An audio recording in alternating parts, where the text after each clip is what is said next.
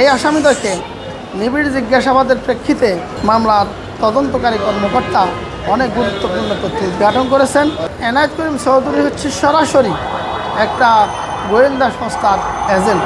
আর আপনারা অবগত আছেন যে এই এজেন্টরা এদের নার্ভ অনেক শক্ত হয়ে থাকে এবং তারা প্রশিক্ষিত। সদ্য রমনা থানার সন্ত্রাস বিরোধী আইনের যে মামলা, সে মামলায় এনায়েত করিম চৌধুরী এবং SM গোলাম মোস্তফা আজাদ এই দুজনকে 5 দিনের রিমান্ড শেষে অর্থাৎ পুলিশের হেফাজতে নিবিড় জিজ্ঞাসাবাদের পরবর্তীতে আজ এই CMM কোর্টের 10 নম্বর আদালত জনাব সাইফুর রহমান স্যারের আদালতে উপস্থাপন করে তাদেরকে বিজ্ঞ আদালত জেল হাজতে প্রেরণের নির্দেশ দেন।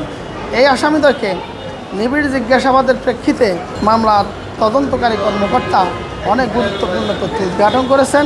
এই আসামির কাছ থেকে প্রথমত তার কাছ থেকে তথ্য নিয়েই কিন্তু দ্বিতীয় যিনি আসামি তাকে অ্যারেস্ট করা হয়েছে। তিনি তার বিভিন্ন এদেশে অবস্থানকালীন তার আশয় বিষয় দেখাশোনা করতেন, তার প্রোগ্রামের শিডিউল ঠিক করে দিতেন। এই দ্বিতীয় রিমান্ডে 1 নম্বর আসামিকে প্রথমে 48 ঘন্টার রিমান্ড দেওয়া হয়েছিল। বসুন্ধরা টিস্যু, অশুদ্ধতার বিরুদ্ধে এক বিন্দুও ছাড় নয়। এই পরবর্তীতে তাকে 5 দিনের রিমান্ড শেষে যখন আদালতে উপস্থাপন করা হয়, তখন মামলার তদন্তকারী কর্মকর্তা জানিয়েছেন যে তারা এই আসামির কাছ থেকে অনেক গুরুত্বপূর্ণ তথ্য পেয়েছেন, যেমন বিভিন্ন রাজনৈতিক দলের সাথে তার সম্পৃক্ততা, সরকারের উচ্চ পর্যায়ের বিভিন্ন আমলার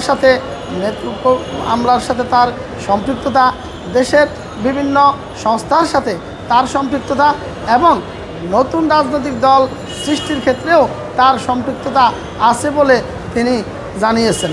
এই আসামিরা মূলত ডক্টর মোহাম্মদ ইউনূসের নেতৃত্বাধীন বর্তমান যে সরকার রয়েছে, ইন্টারিম গভর্নমেন্ট, সেই গভর্নমেন্টকে উৎখাত করার জন্য দেশের বিভিন্ন জায়গায়, বিশেষ করে রাজধানীতে বিভিন্ন অনার সৃষ্টির মাধ্যমে, সভা সমাবেশের মাধ্যমে বিশৃঙ্খলা সৃষ্টির জন্য তারা কাজ করে থাকে।